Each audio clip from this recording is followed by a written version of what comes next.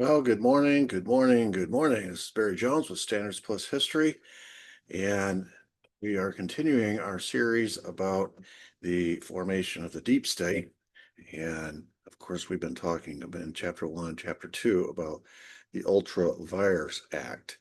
And just as a matter of quick review, Ultra Vires was the statute passed by Congress relating to uh, corporations. And it stipulated, number one, that CEOs and boards were to focus their energy exclusively on the maximization of profit. And public interest was not in their domain. Public interest was not anything they were to be worried about, focused on, etc. In fact, there was a provision included in the Ultra Vires Act which said that if uh, it becomes a problem, uh, i.e., a CEO or a board starts to consider the public interest in the decisions that they make, it has an impact on the profit margin. They can be fired for cause. So not only were they sort of excused from focusing on public interest, there was a disincentive, a very strong disincentive, fired for cause, to consider the public interest in any of their decision making. It's all about profits. That is a very important distinction uh, that I think sometimes we gloss over when we think about corporate heads or CEOs or boards. Uh, I know it's been in the news here recently with the Cracker Barrel situation and the decision by the CEO and the board to rebrand. And it seemingly makes no sense. It goes against everything that their customer base would want when you consider who their customers are. But again, they don't care about public interest. They don't care what the public think. They don't care what their customers think. They flat out do not care. It's all about the profit motive. And somewhere along that chain of command, a decision was made, a calculation was made. They would make more money going woke than they would staying traditional.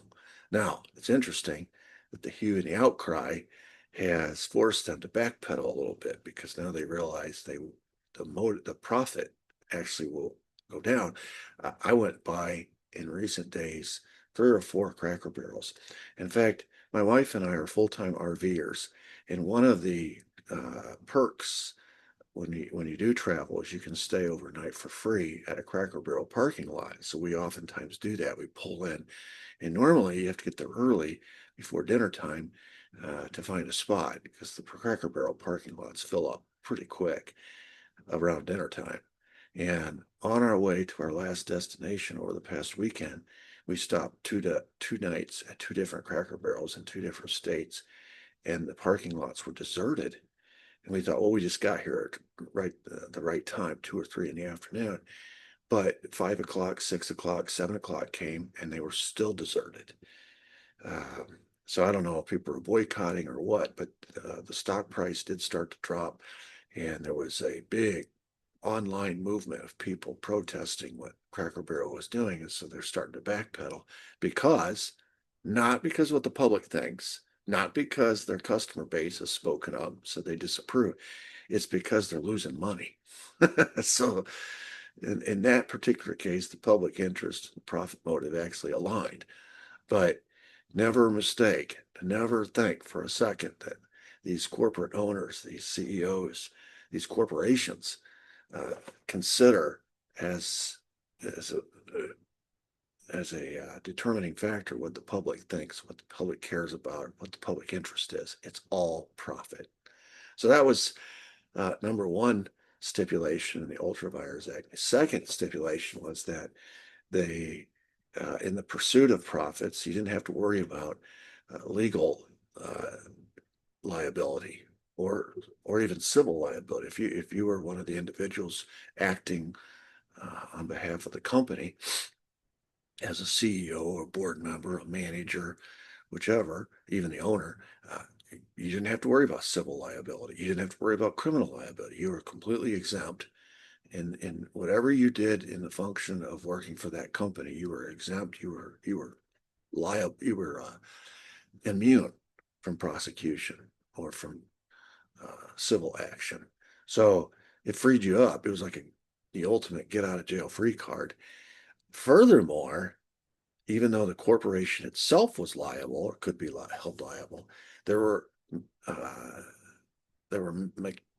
mechanical things put in place to help them escape that same liability. For example, if they were to be sued, the plaintiff could, sue the mother company for some injury that happened as a result of buying their product. The corporation could hide their assets amongst subsidiary companies, which were really just, they were the same company, but they were on paper, they were different companies. They were run by the same CEO, the same board, and they were owned by the same owner. But in a legal challenge or legal situation, it would appear to be, if they had 25 subsidiaries, it would appear that that there were 26 different companies, 25 subsidiaries plus the mother company, and the only assets at risk would be that particular company that the plaintiff was sued. So you could protect most of your assets. You could also protect your income from tax liability by creating holding companies. We call them shell companies. So you could spread your profit out amongst all these different companies and escape tax liability. So here you are, you're the owner of this massive company that you've divided into 25 subsidiaries and 25 shell companies. So you have 51 companies that technically it's one company, but on paper it looks like 51 companies. And the government can't get at your income to tax it. The public can't get at your assets to sue, and you are yourself immune from any kind of prosecution or legal liability to do what you do best, which is pursue profits. I mean, it really set the table for these corporate owners, these robber barons, to exploit people. Not only were they, an argument could be made that, you know, we all have that devil in us that will take advantage of and mistreat other people if we're not careful. So you can make an argument that these robber barons were listening to their devils rather than the angel, right? But it's even more than that, because they were actually, according to their corporate bylaws and the Ultra Vires Act, that was their mandate. So even if they wanted to listen to their angel, they couldn't, not and keep their job. So the public didn't have a chance. The only recourse the public had at that moment was the hope that the government would stand between them and these robber barons, these corporations, and protect them from their worst impulses. Because the assumption was, okay, in the private sector, these corporations are not considering the public. They don't care. They don't give a fat flying fig about the public. But the government does, because those are our representatives. We voted them into power. They represent us. And so at least we have the government as a buffer. At least the government is on our side. And that's until it wasn't. Until it wasn't. That's what we're going to learn today. The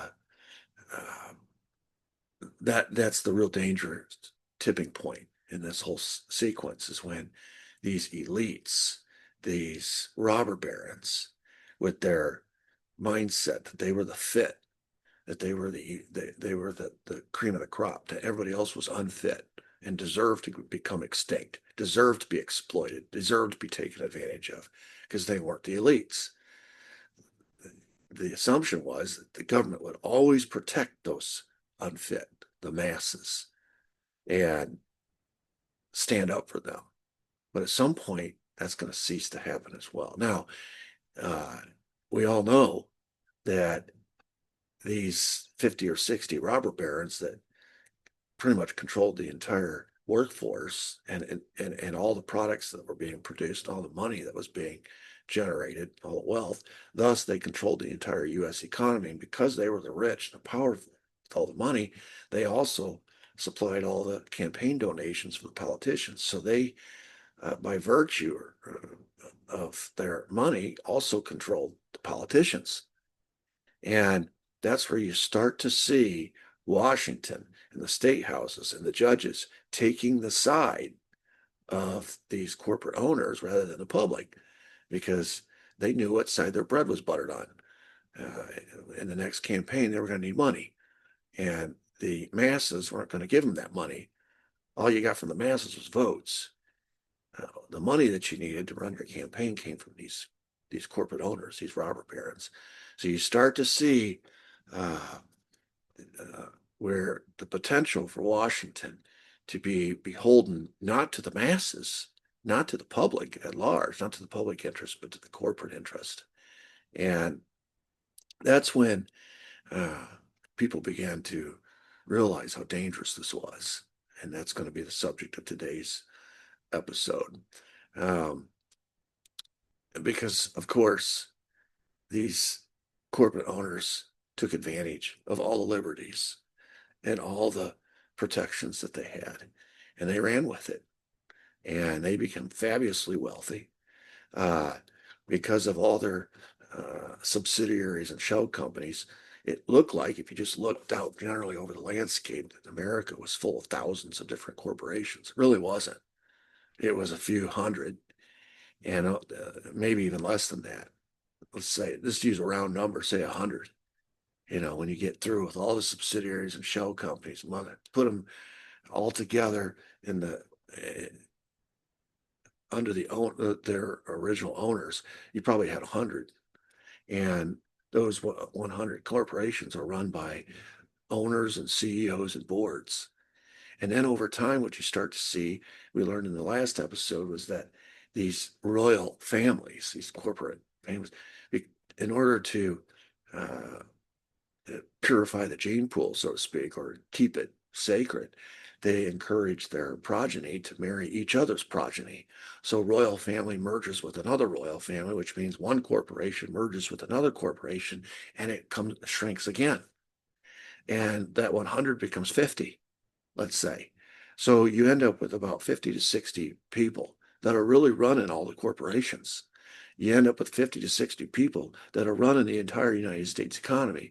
You end up with 50 to 60 people that are have their uh, they have their fingerprints all over the politicians in the state houses and local governments, and also in Washington, because they are the money train, they're the gravy train. And so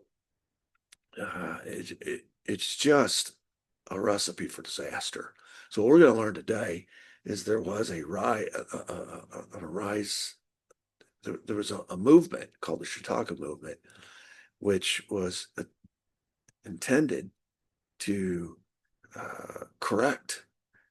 We go through these corrections where we go to one extreme, go to the other. This is the extreme we're in now after the Civil War. Is extreme capitalism. We've taken capitalism to an extreme, and it's leading to the exploitation, the injury of the public interest. And so the Chautauqua Movement is all about trying to self-correct and bring us back in the opposite direction. Now, unfortunately, they're going to take it to the opposite extreme. Uh, their view was capitalism is bad when taken to an extreme, but it wasn't just the extreme capitalism that was bad. All capitalism was bad. So they began to resort to socialism, which is the opposite extreme. And that we're just going to swing back and forth as we do. And when but this is the moment where the people are going to organize and realize that they make up the majority population, and they have power if they organize, if they unite, and they can put a stake in the heart of this robber baron movement. If they play their cards right. Unfortunately, they won't play their cards right. Anytime you succumb to any extreme, uh, you know, you're setting yourself up for failure, because most of the population find themselves somewhere in the middle. And so, yeah, they're not in support of the robber barons, but there's going to be a hesitancy to support socialism as well. And somewhere in the middle lies the sweet spot. And you get these opposite factions. They swing from one extreme to the next, and it hurts the overall cause. Anyway, this all starts in 1874. It's led by the Methodist Church, and the Sunday school movement in the Methodist Church was a big deal. Back then, Sunday schools were literal schools. That's why they called it Sunday school. A lot of the kids in America were the progeny of poor parents, so they worked in the factories. Remember, we had no child labor laws, and of course, these factory owners were only too happy to hire women, children, and immigrants. None of them had any political power. None of them could vote, and so they had no representation. They had no voice to speak for them. You could pay them hardly anything. So you had a lot of children working in these factories being taken advantage of, not getting an education. Their parents couldn't afford private school or tutors. We didn't have a public school system at that time. So the Methodist Church and other churches as well formed these Sunday schools to try to teach these children not just religious lessons, not just Bible lessons, but also literacy, how to read and write. And the Methodist Church decided through their National Board of Homeland Ministries that this would be a way to counteract the Ultra Vires mindset and these robber barons, to educate the next generation in morals and ethics that they aren't seeing play out in front of them when they watch the elites of our society. In fact, morals and ethics is being tutted as naive and yeah, that's frivolous. The American way, the capitalist way, is all about making money, and they're afraid that the next generation is going to rise up, and instead of ascribing their or following the morals and ethics of the Judeo-Christian tradition, the traditions that made up the founding of our country, they're going to go in a new direction. We're going to become just like all the other countries. We're getting away from our roots. So this is all about counteracting the robber baron movement. It's called the Chautauqua Movement because it's in upstate New York. There's a lake up there called Lake Chautauqua.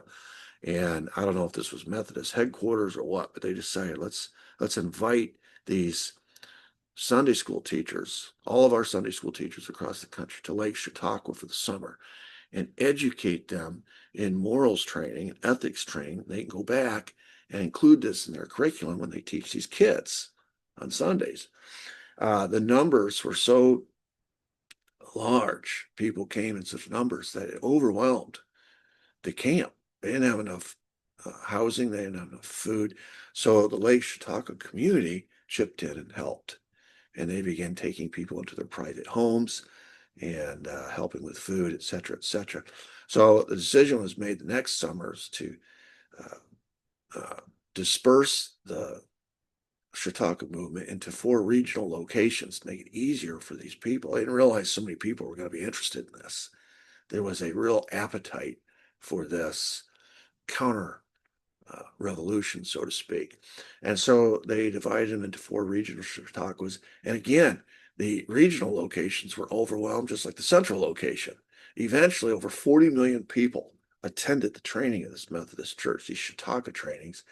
And they at these trainings, they heard special speakers.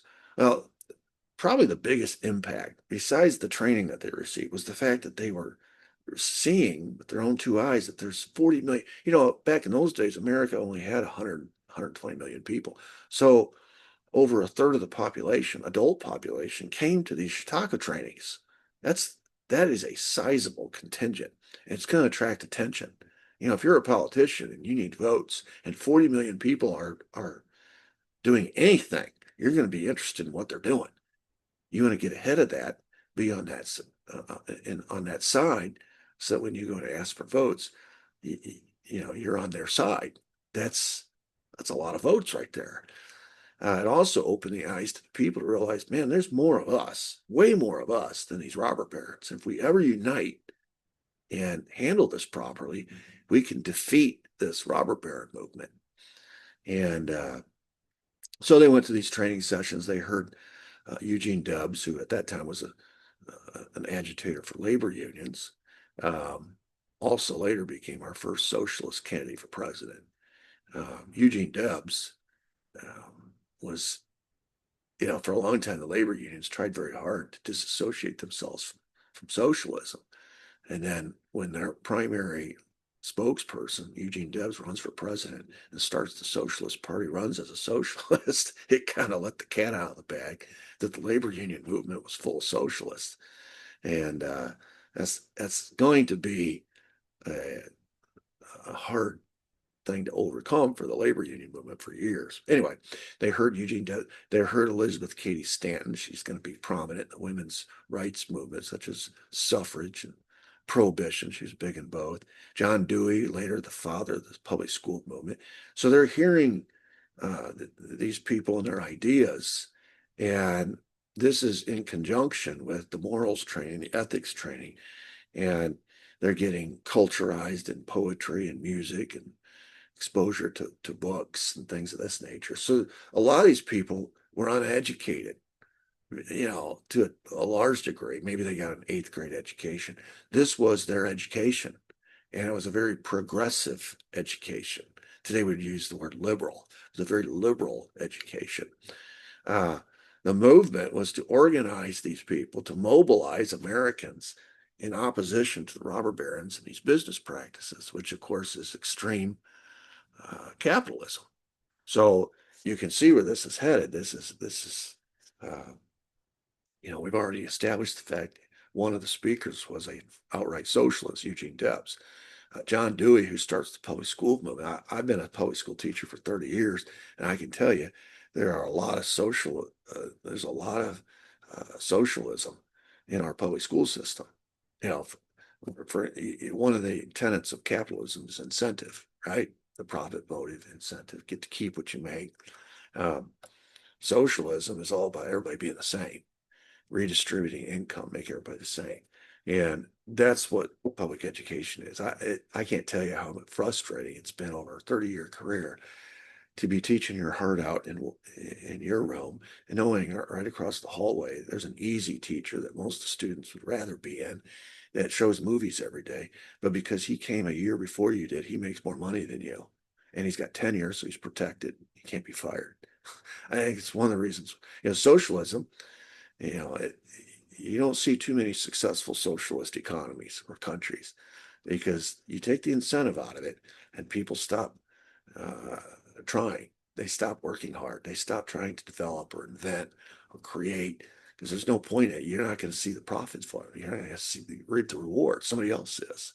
Or they're going to give you a little bit of it, but then take most of it, spread it out amongst people who didn't do anything or didn't deserve it. So I bring all that up to say you can see where this is headed. This is headed towards a titanic collision between capitalism and socialism in America. And it's because I don't blame these people and this movement. It's because of the overreach. It's because of the abuses of capitalism by these robber barons and our politicians who protected them. So, uh, you know, something had to change.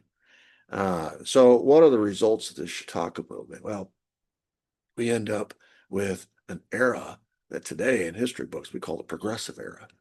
And out of that progressive era comes a lot of things that still exist in our society today. Labor unions. We didn't have labor unions. Before the Chautauqua movement, which became the progressive movement, you came in as an immigrant, you got a job, you could be fired on the spot. You could lose an arm in a machine and they would fire you because you can't operate the machine. There was no such thing as workers' compensation. There was, you know, there was no collective bargaining. You came in by yourself and negotiated your wage. And of course, you could be replaced at a moment's notice. You had no bargaining power. You had no leverage. Women didn't have the right to vote. And so women's suffrage is going to be an outcome of this movement, the 19th Amendment. Uh, By the way, this is just an interesting little sidelight. The 18th Amendment preceded the 19th Amendment. The 18th Amendment was the ban on manufacture, sale, distribution of alcohol, prohibition. And it was women who got that passed. And it was women who got the 19th Amendment passed. And both amendments were passed without women having one vote to make it happen. They somehow convinced men, who were all the drinkers, to outlaw alcohol and to give women, who made up the majority population, the right to vote, with the knowledge that men, by passing that amendment, would now be outvoted if women stuck together. It's one of the most amazing feats and examples of people power that I can point to when I talk to my students about the power of organization and unity. Women, the only leverage they had was with each their own husbands. They could withhold sex, which, you saw the poster. These lips will not touch any lips that touch alcohol. And so, evidently, sex is a pretty strong motivator. It's a pretty strong leverage instrument, because they got two amendments passed without one single female vote. Both of them were instigated and pushed along by women. There were no public schools. Children were working. There were no child labor laws. But after the Chautauqua Movement, after the progressive era, we had public schools. We had child labor laws. We had workplace safety standards, which is, we have OSHA today, which protects workers, mandates, helmets and steel-toed boots, gloves, eye glasses, and things of that nature. The environmental movement. The robber barons were free to pollute the rivers and the streams and the air because it was cheap. Get rid of your pollutants, get rid of uh, as cheap as possible. You don't worry about the public interest. And so this Chautauqua movement, these progressives, are going to say that's against the public interest. We need to have laws to protect the people against these robber barons, against capitalism run amok, because these folks will always abuse this. So you see gradually more and more power going to Washington as a result of this movement, more and more power going to these politicians as a result of this movement. In other words, a socialization of the American government, whereby government power is being used to buffer or balance or swing the balance of power back in the direction of the people, and to actually uh, exert some manner of control over these robber barons. Uh, the government was also used to try to make everything more fair. Fair is one of the key words, key elements of socialism. And so the idea was, we'll tax the income of these robber barons. By the way, I neglected to mention the income tax was a direct result of progressive era, Amendment 16, which gave the ability to the government to directly tax people's income. And the idea was, we'll take from the rich and redistribute it to the poor, make things more fair. So you can everywhere you look, you start to see socialism creeping in to American society through economically, through taxation, educationally, through public schools, uh, you know, public policy. It's instead of everything being, this is what happens when you have unlimited freedom. Some people abuse that freedom. With freedom comes responsibility. But if some people abuse that, uh, the freedom that they have, and they don't act responsibly, they don't take into consideration the public or the community around them, then somebody has to come in as a neutral third party to act as the enforcement mechanism to force them to act in the public interest, to force them to act fairly and not exploit people and communities, et cetera, et cetera. So that's what we're seeing. A lot of freedom is being lost, it's being whittled away because of the irresponsible actions of a few. And what a lesson going forward in all areas of life. You know, people love to talk about freedom. They don't like to talk about the responsibility that comes along with freedom. And the ultimate freedom is when you can monitor yourself and operate by a code that is taught, these morals, these ethical codes that are, uh, you know, reinforced throughout the larger society as a whole, so that everybody shares the same moral and ethical codes, was a result of the robber baron movement, that those moral and ethical codes had broken down. And so as anything goes, just chase your profits, chase money, do whatever it takes to make as much money as you can. So you can see why this was necessary and why there was an appetite for it. Unfortunately, uh, the cost is you're losing freedom along the way. Um, so what ends up happening is you have these two worldviews. Okay, you have the corporate worldview, the robber baron worldview, which believes in social Darwinism, that believes in survival of the fittest and natural selection and the elites, and they're entitled to rule. They're entitled to be elite.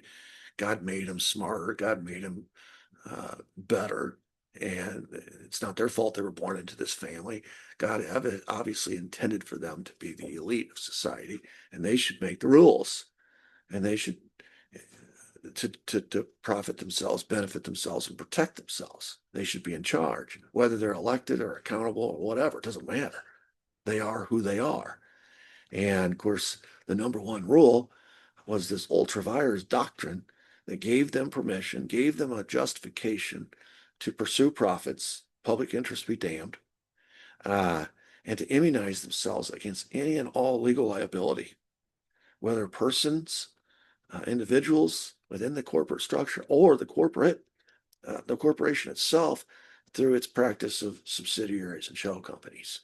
And so that is how, in their worldview, the way they saw things, 50 to 60 people could serve on all the different corporate boards. They would, they would invite each other to serve on each other's corporate boards. That's how you end up with 50 to 60 men serving on these corporate boards, running the entire U.S. economy and basically controlling the entire United States government at all levels, federal, state, local, the judicial system, the judges, including even the military, because the president is the commander-in-chief. In a lot of cases, they control the president.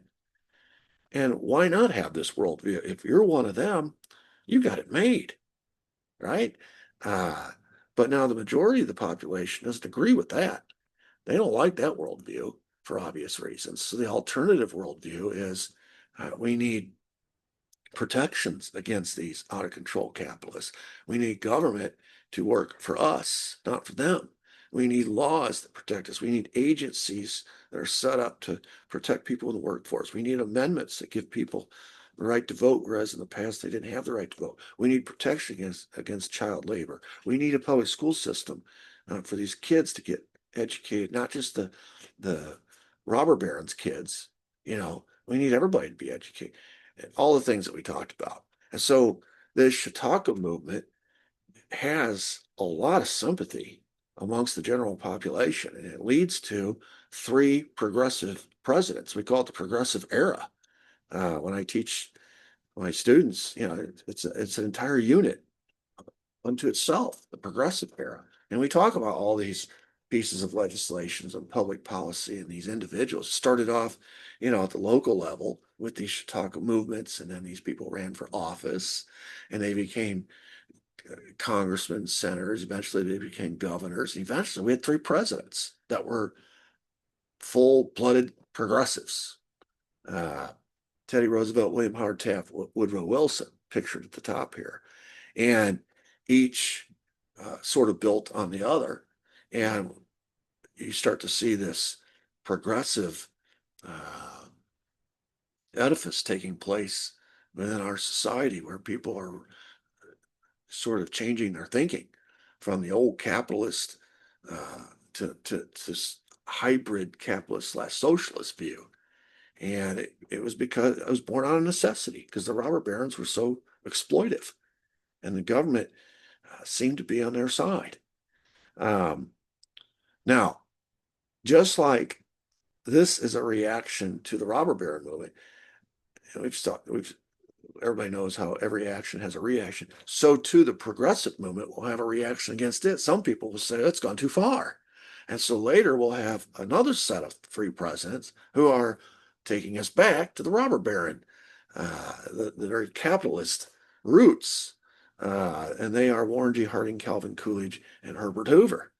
So we have two alternative, we have competing worldviews here in America. We have the robber baron view, and then as a reaction against that, we have the Chautauqua Movement, the progressive era, and we start to see elements of socialism creeping into our society. And then we have a reaction against that back to the robber baron point of view, the business.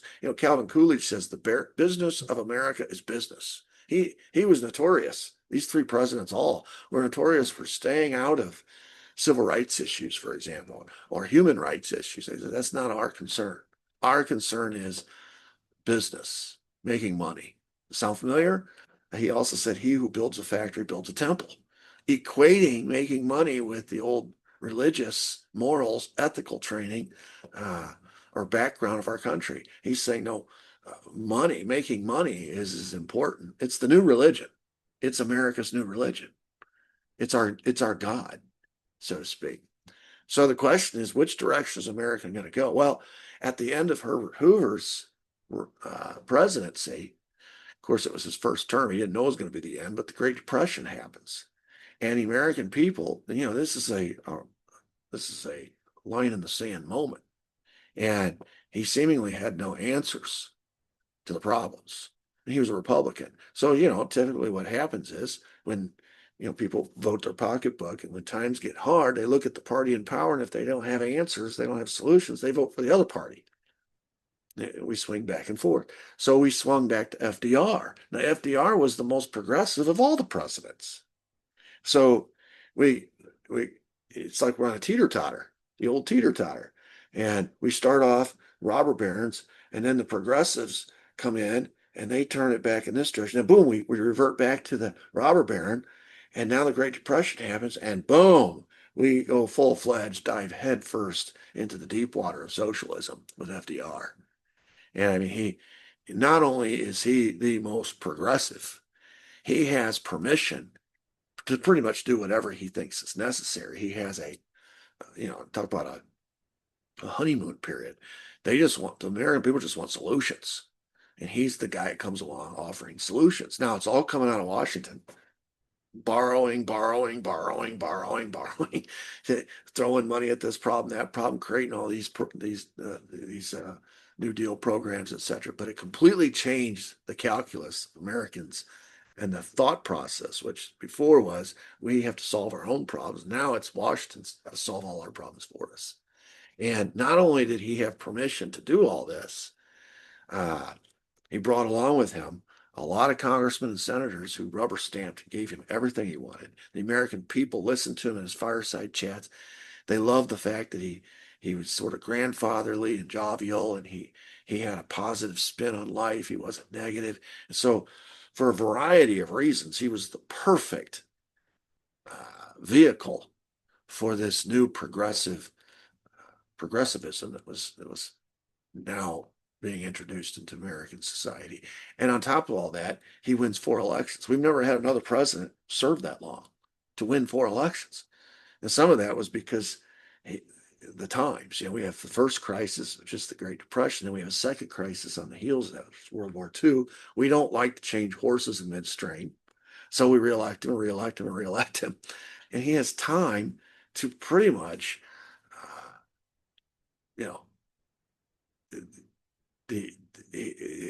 infiltrate every level of government in our country, every aspect of our society with progressivism. Some people will call it socialism. And so he is the ultimate trump card, the reaction against these robber barons.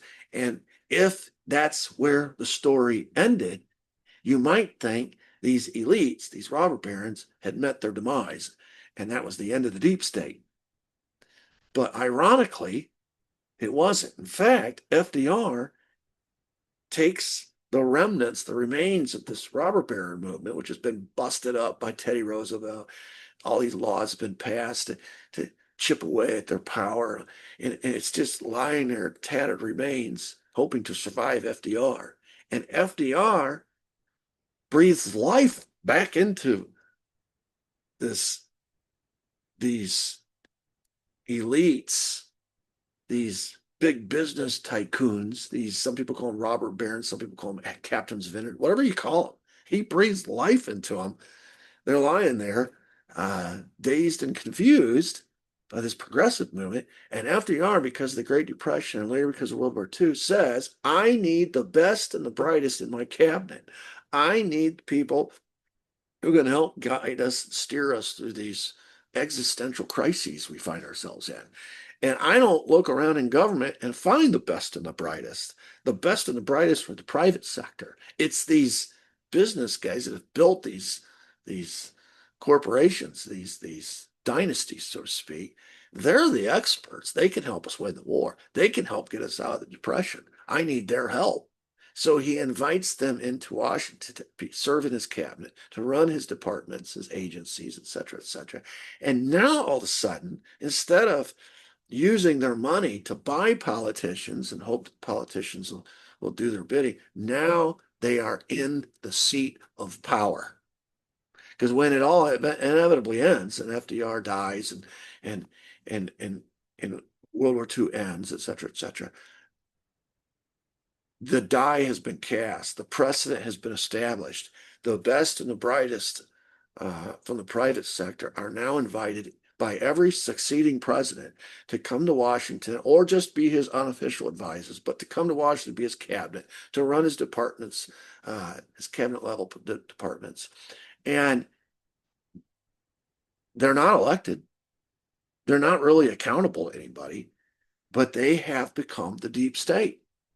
The irony here is that the most progressive president, which is at odds with this deep state elite, with these robber barons, the most progressive president, which has basically shattered these robber barons and their movement and asserted Washington or federal power over them,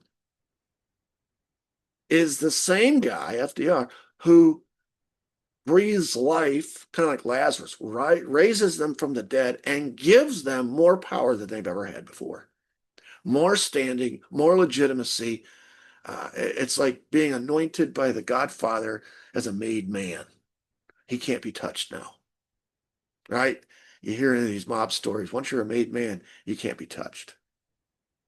And that is how the deep state formed.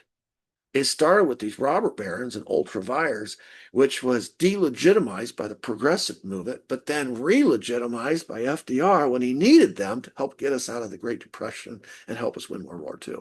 And they've been in Washington, stuck like ticks to the body of the American politic ever since. FDR is incredibly ironic. If it weren't for him, who knows? Who knows where we'd be today? But he brought him in. He invited him in. And we'll talk about that going forward, how like a cancer metastasizes, these deep state figures. Of course, we didn't call them the deep state figures. These were just corporatists. They were robber barons. They were captains of industry. They sort of rehabilitated their image through philanthropy and government service, but they were still the same people. They operated by the same ultra vires mindset. Now, here's what's really dangerous. It used to be ultra vires and that governing principles, maximize profits, public interest be damned, immunize yourself and your corporation from any legal liability. That used to be a private sector thing. But when FDR invites them into Washington, those principles seep into our public policy and our government. And now all of a sudden, what the American people had been counting on all these years was that the government would be the buffer against these robber barons, against these ultra vires principles. The government begins operating under that same principle.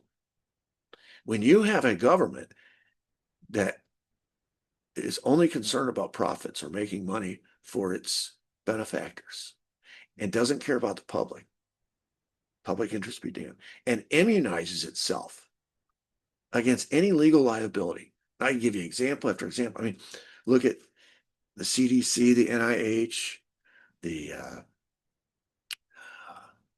all of these FDA, when laws were passed in the 80s, for example, under Ronald Reagan, for them to work in concert with pharmaceuticals to develop vaccines. And they came to the president, it was Reagan, and they said, making vaccines is dangerous. And there's a lot of liability that can go in. They have all these side effects unless you immunize us. And so they passed a law that says you can't sue the CDC, the NIH, the FDA. You can't sue the pharmaceuticals for these vaccines. That's still a law in the books today. That's just one example. You can go into all kinds of examples where the government exempts itself, immunizes itself, and the folks, the special interests that they are helping or representing. And so again, public interest be damned. When all of that becomes part of the government, it's operating principle. Now all of a sudden the public looks around and says, who's our voice? Who stands for us? Who represents us? That's what's so dangerous about what FDR did. And I don't think he did it purposely. Obviously, he was a progressive. He wouldn't have done it if he'd have known where this would end up. But by inviting these people in to be in his cabinet and to help him run his government and fix our problems, he invited in Ultra Vires. And now there's no line of delineation. There's no line of distinction. There's no separation now between private and public sector. And the public, we're always the last to know, right? So that is the rough skeletal structure of how the deep state formed after the Civil War, went through some ups and downs as a result of progressive movement, and then burst onto the scene, still unaccountable, still unelected, but burst onto the scene with their hands on the levers of power now as a result of FDR, as a result of the Great Depression, as a result of World War II. Obama said something when he was first president: never let a crisis go to waste. That can be good, that can be bad. And in this case, because of these two crises, the robber barons, if they had planned it themselves, could not have worked it out any better. Whereby these two crises now revitalize their worldview and put them in the seat of power. They are now in the palace. They're helping make the laws and the policy going forward. Okay, that's enough for today. Thank you for listening. Feel free to subscribe to my channel or smash the like button, as they say. Also, feel free to share or comment and help spread my channel. Until next time, God bless. Thank you.